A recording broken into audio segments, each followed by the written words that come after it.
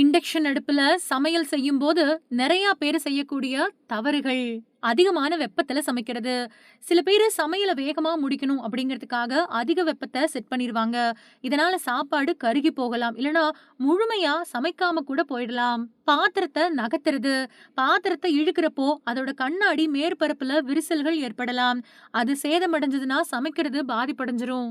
தவறான பாத்திரங்கள யூஸ் பண்றது. அதாவது இண்டக்ஷன் குக்டாப் பாத்திரங்கள மட்டும் தான் அதுல பயன்படுத்தணும். கண்ணாடி, அலுமினியம் இல்லன்னா பீங்கான் மாதிரியான பாத்திரங்கள இண்டக்ஷன் ஸ்டவ்ல யூஸ் பண்ணக்கூடாது.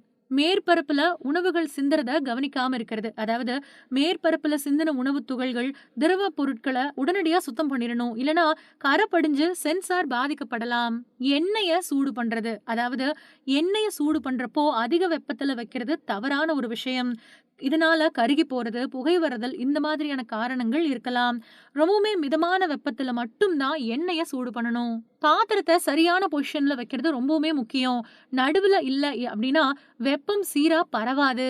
வழக்கத்துக்கு மாறா இண்டக்ஷன் அடுப்புல இருந்து சத்தம் வருது, இல்ல வித்தியாசமான வாசனை வருது அப்படின்னா உடனே ஆஃப் பண்ணிடணும். வீட்டுல மின்சார ஏற்றத்தாழ்வு இருக்கக்கூடிய சமயத்துல இண்டக்ஷன் அடுப்ப பயன்படுத்துறது ரொம்பவே தவிர்க்கக்கூடிய விஷயம்.